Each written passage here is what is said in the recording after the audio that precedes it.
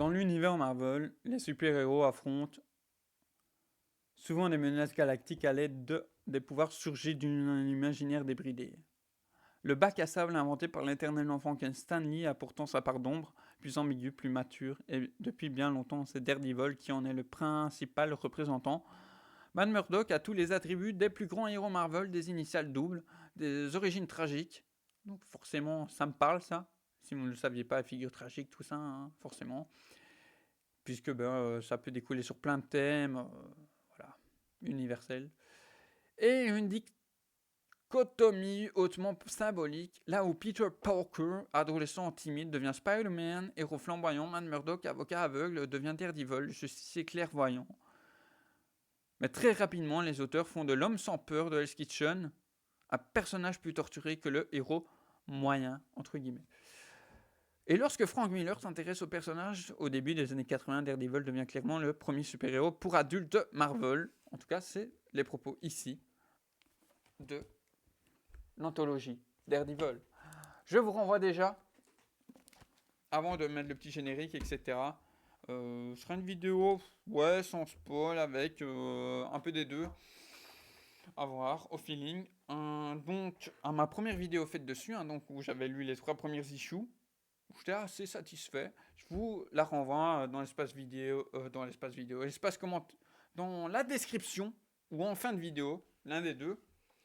Et donc, je vais pas revenir plus sur les 3 premiers. Je vais faire global, générique, et puis on se retrouve sans spoil. Vraiment, ce sera court. Et puis, un petit peu avec. Voilà.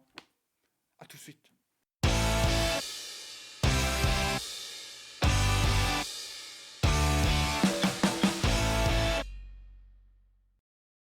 Donc, Daredevil, ce que j'en ai pensé. Globalement, ben ouais, satisfait. Voilà, je mettrai un petit. Là, à chaud, un petit 3 sur 5.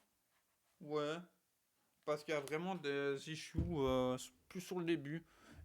Et de la dernière, notamment écrite donc issue de Mark Wade, où j'aurais aimé en voir plus parce que là, j'étais un peu décondensé. Il m'en manque un petit peu quand même au niveau du contexte, etc. Donc, ça, c'est l'issue de Mark Wade. Mark Wade, décidément, que j'apprécie beaucoup. Hein, notamment le seul que j'ai lu avant Superman les Origines. Un des must-have à avoir sur l'homme d'acier. Donc ça, forcément, j'en ai fait une vidéo sur le sujet, sur le comics et dans mon Drakkar Superman.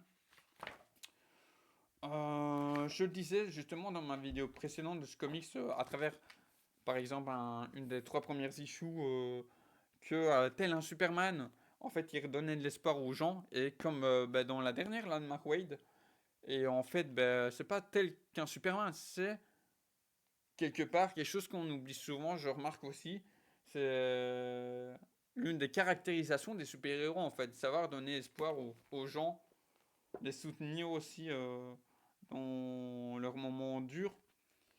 Et je le rappelle que pour moi, une des meilleures issues de cette anthologie, donc voilà, les meilleures histoires, en tout cas les histoires les plus fondatrices selon la maison d'édition Panini pour Daredevil, ont été sélectionnées. Parmi celles-ci, donc pour moi, une qui est à retenir, c'est Daredevil, forcément l'homme sans peur, mais Brother, Take My Hand, où du coup, là, il y a un soldat qui a perdu la vue, et par sa rencontre avec Daredevil, voilà, il y a un petit entretien qui va se faire, un soutien, et vraiment, voilà, humainement riche, quoi, prenant.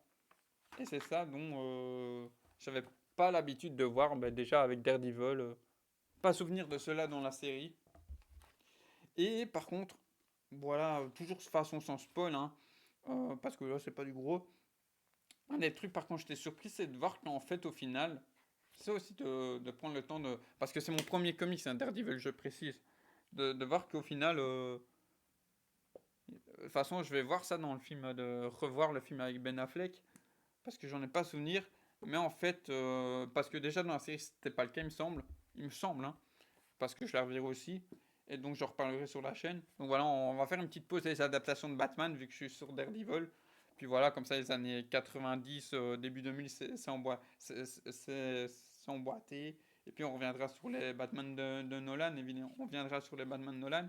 C'est qu'en fait, même dès, je crois, cette issue-là, hein, une des premières issues sur Daredevil, c'est de voir qu'en fait, ben, le personnage, il est assez arrogant par moment.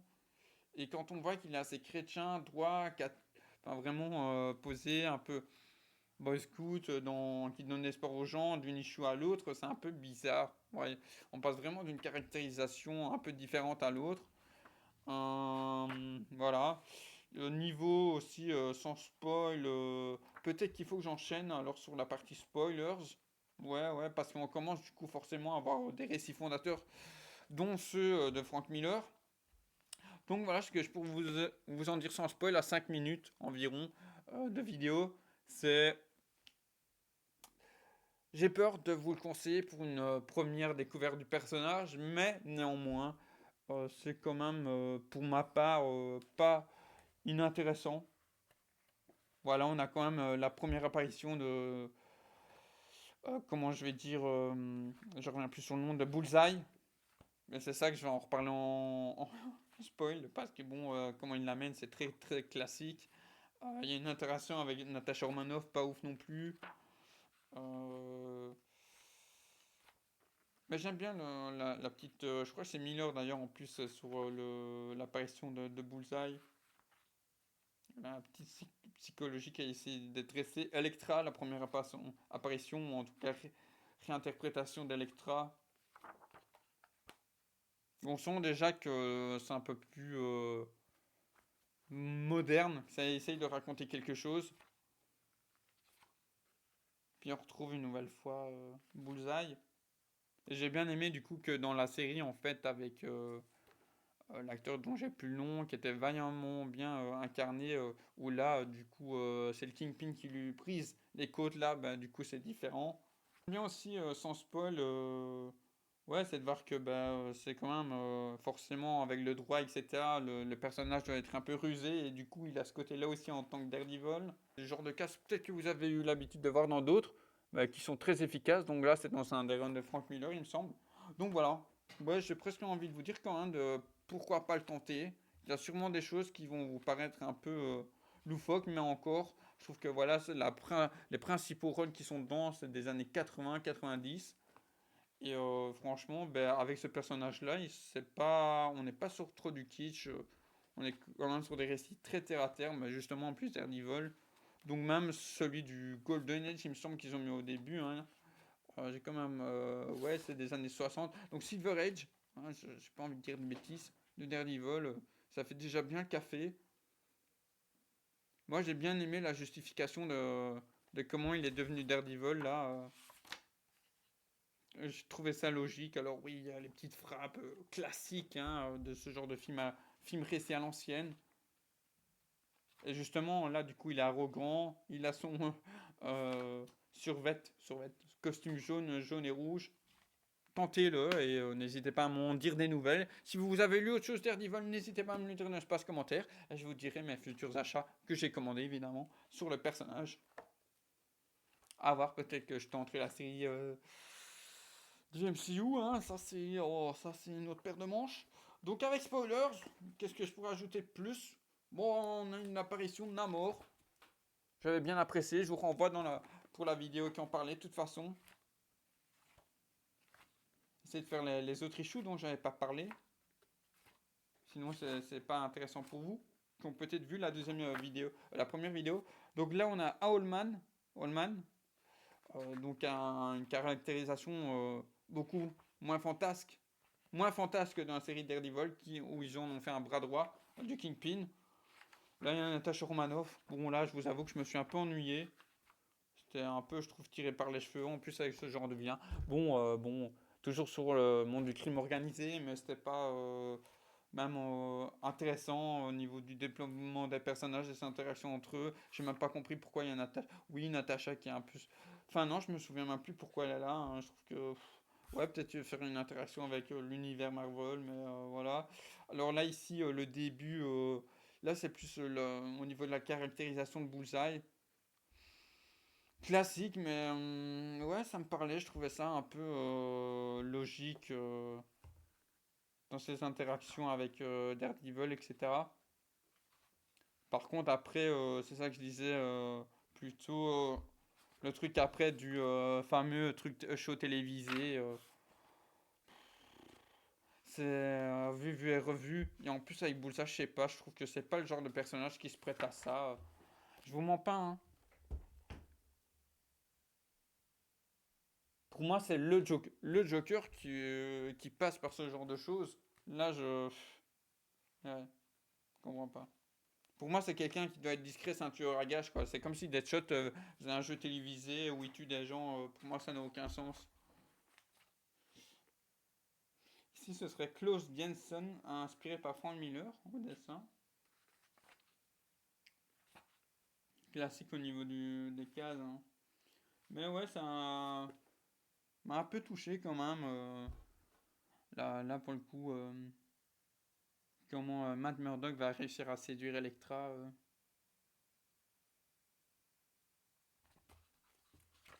Parce que forcément, donc là, il la découvre. En fait, elle est à la même université que lui. Et du coup, c'est une femme importante. Une famille importante. Du coup, elle a des gardes du corps et il la laisse pas l'approcher. Et puis, du coup, il va en profiter qu'elle est un peu seule, mais vite fait, pour faire quelques prouesses sportives et capter son attention. Du coup, avoir un petit échange. Et bon, voilà naître leur idylle. Et puis, l'utilisation du bandeau qui peut rappeler celui de la série. Donc là, évidemment, curieux, très curieux, impatient de lire davantage de Miller sur Daredevil. Il a vraiment un sens de l'écriture. C'est pour ça que je pense que je finirai par lire. Je pense peut-être à un moment Assassin's City, peut-être même 300. C'est au niveau de la psychologie des personnages, les questionnements que se fait Daredevil. Pour moi, ça fait mouche, quoi. Ça passe encore en 2024.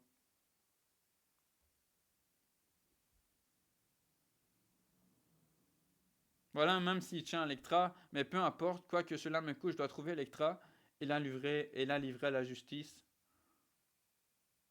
Mais derrière, ça c'est une case avant, mais derrière la mercenaire, il y a une femme qui m'a soigné et sans doute sauvé la vie. Voilà, il est partagé entre son devoir de justice et en même temps l'amour qu'il a pour elle.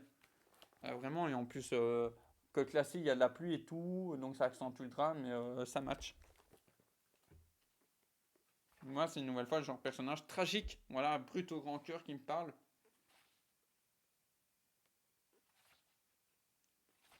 Born Again, j'hésite à le prendre. Peut-être que je le prendrai pour boucler, on va dire, les gros runs.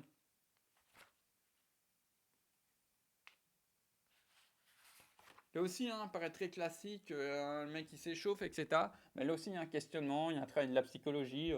Pour moi, vraiment, c'est une lecture à avoir. Bon, hormis le côté show télé, hein, évidemment. Où là, du coup, je trouve que la suite est vraiment.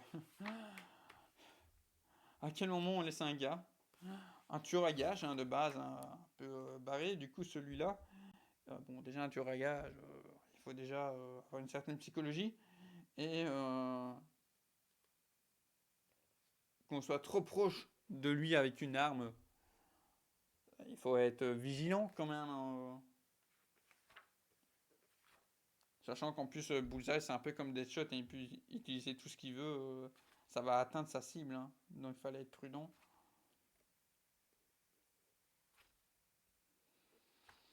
Hmm, non, vraiment, ça match. Ça match, ça match. J'ai vraiment hâte de lire le run complet, ou une autre version de Miller avec ses personnages. Ouais, elles sont, je sais pas moi, du découpage. Rien de fou, hein. Mais ouais, ça me change un peu. Après, voilà, les fonds, c'est de la couleur, hein. Il n'y a pas de gros travail de décor. Puis forcément, Bullseye, qui a capté avec ces deux trois interactions avec Man Murdock Daredevil que bah, c'était la même personne. Puis on a son accident, etc. Punisher, par contre, voilà, il y a un run avec le Punisher. Donc voilà, toujours The Man Without Fear. Mais quelques années après, en fait, le Man Without Fear, il faut vous dire, c'est un peu Pour ceux qui ont lisent pas du Superman, par exemple, c'est un peu un titre classique pour Daredevil, comme, bah, d'après ce que j'ai lu ici, comme les Men of Steel pour lui, quoi. Donc voilà, là, l'interaction avec Punisher, je sais pas. Surtout que là, on retrouve un Daredevil encore une fois arrogant, etc. J'ai pas trouvé que ça avait plus-value. Alors là, on a plusieurs personnages aussi. On a un gars qui va. Le méchant d'histoire. On a un peu la fofolle de service. Une femme aussi qui aurait eu une aventure avec Daredevil. Ça aussi, ça m'a pas un peu décondensé parce que du coup, comme c'est des numéros sélectionnés, ben, des fois on arrive au cours d'une aventure du coup où il y a des relations qui sont déjà établies. Comme par exemple, ben, il y a un moment, il y a Karen. Mais après, c'est plus Karen qui est secrétaire, c'est une autre. Voilà, il faut savoir un peu suivre aussi. Mais voilà, une nouvelle fois, sens de l'iconisation, si je puis dire. La main, c'est déjà comme dans la série, c'est quelque chose qui me parle pas trop. Pas, j'ai jamais trouvé. Même là, dans le comics, inintéressant au possible, ces personnages-là. On a la sœur, évidemment, qui est normalement sa maman. Hein. Ça, on apprend ça dans le Born Again, apparemment. Là, j'aime bien le dessin, c'est ben, Frank Whiteley, que j'ai vu sur du Superman, je crois, All Star. Bon, All Star, je suis un des rares à pas avoir accroché par rapport à une issue ou deux. Bon, là, pour le coup, sur Devil, je trouve que ça fonctionne. Bah là, bon, niveau récit, c'est justement le récit où il y a secrétaire qui n'est pas Karen. Là, un moment qui m'a fait rire, c'est voilà, donc il y a Nick Fury qui est chez lui, donc voilà, l'ancienne version. Et il y a l'échange qu'ils ont, un des échanges qu'ils ont. euh, Vous êtes dans une sale merde, hein? Donc ça c'est Fury. Et Murdoch, bonjour colonel Fury, comment êtes-vous entré ici? Vous plaisantez, je suis un espion. L'espion par excellence.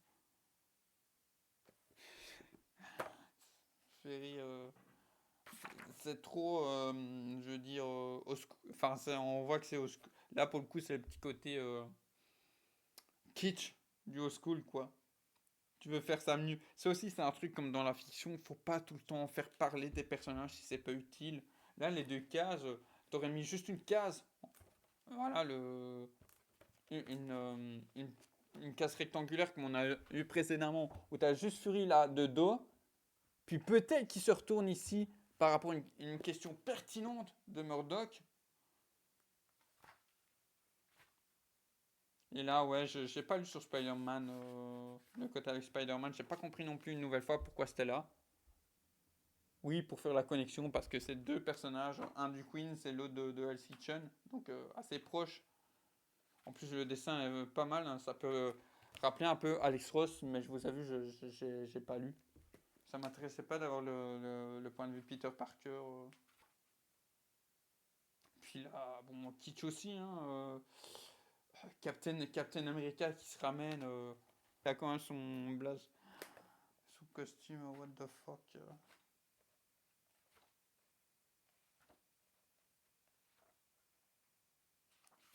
Ouais, là vraiment cet épisode-là, en plus avec Doctor Strange et tout, inutile pour moi, impertinent. Ouais, celui avec Ben Foggy, là, j'ai pas lu, franchement, ça m'intéresse pas, quoi. Je veux dire que c'est sûrement intéressant, mais pour moi, ça n'a aucune plus-value de donner le. Même si visuellement, ça a l'air mignon, hein. Je préfère concentrer sur Man Murdock Foggy, je m'en fous, en fait. Je trouve pas que c'est un personnage intéressant de base. Pour moi, c'est l'archétype du bon gars, du bon petit frangin. Et donc, ouais, voilà, ça, c'est le dernier retour. Dernier, dernier issue. Ah, apparemment, ce serait pas Mark Waid. Le futur de l'homme sans peur est maintenant entre les mains de Charles Saul, qui a travaillé sur The Swamp Thing notamment, et Ron Garney, avec un statu quo renouvelé à divers points de vue, un nouveau costume et même un élève. Un élève est entraîné sur les toits de Hell's Kitchen, mais là sur les toits on n'a pas. Donc vraiment c'est un morceau ici. Donc là ouais j'ai bien aimé, il y a son côté humain qui est retranscrit, il y a le côté justement sa vision. Un petit côté comique hein, aussi, Matt Murdock ici, hein, donc il a un pull I'm not a Daredevil pour une Noël party.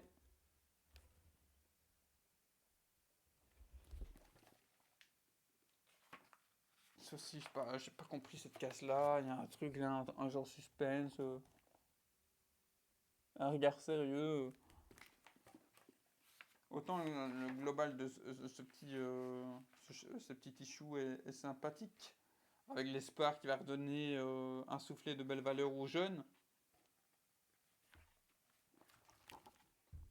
où ils sont perdus à cause d'un accident en pleine vallée neigeuse, enneigée, et où au final c'est lui qui vont le sauver.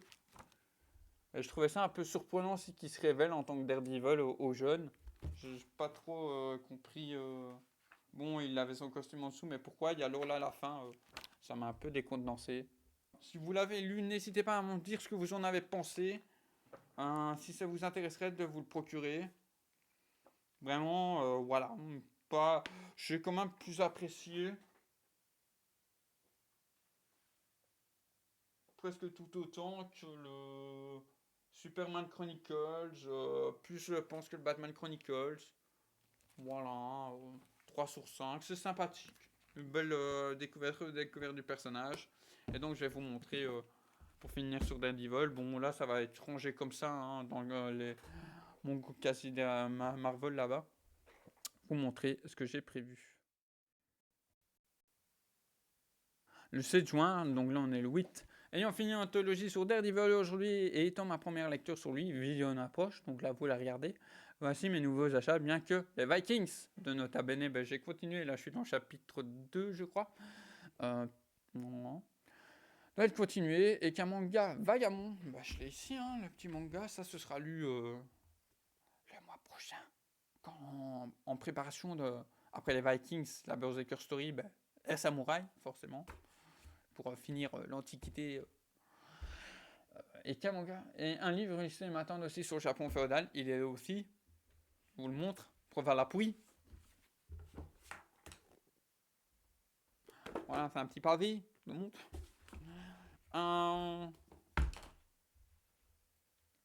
Le Japon féodal. Donc là, c'est Daredevil L'Homme sans peur de Miller et Romita Junior. C'est en version en genre de nomade, version Marvel. Je crois que j'en ai profité parce que voilà, même si j'ai un petit peu plus sous ce mois-ci, je rappelle, je suis réalisateur amateur, en dehors donc de mes factures. Donc c'est ma priorité, hein, afin de me fournir davantage en matos, prix réduit. Et puis voilà, hein, apparemment c'était une période printemps 2021. C'est encore disponible sur la Fnac, donc n'hésitez pas sur le site si vous voulez en lire.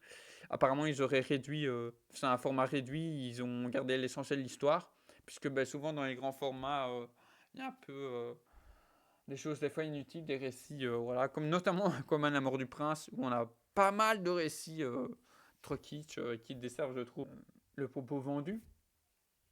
Message, c'est dans la vidéo Aquaman. Voir Aquaman, La Mort du Prince. Daredevil jaune, forcément dans le même format de Tim Sale et Jeff Loeb. Déjà, c'est un duo qui m'a beaucoup séduit sur Superman. Fall Seasons, dont vous avez l'ensemble en cartonné. Donc là, ça a l'air d'être un classique. Curieux. Est-ce que la couleur, le nom jaune à avoir avec en dehors du costume, à avoir avec les thématiques dedans?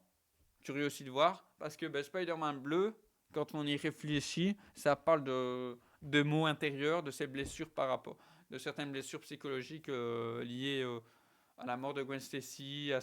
Il y a des choses qui l'ont percuté avec Mary Jane, donc je trouve que le bleu intérieur, c'est logique. Donc voilà, est-ce que jaune, ils en ont joué avec ou pas? Je vous fais des bises, portez-vous bien, et j'espère que ça vous a plu.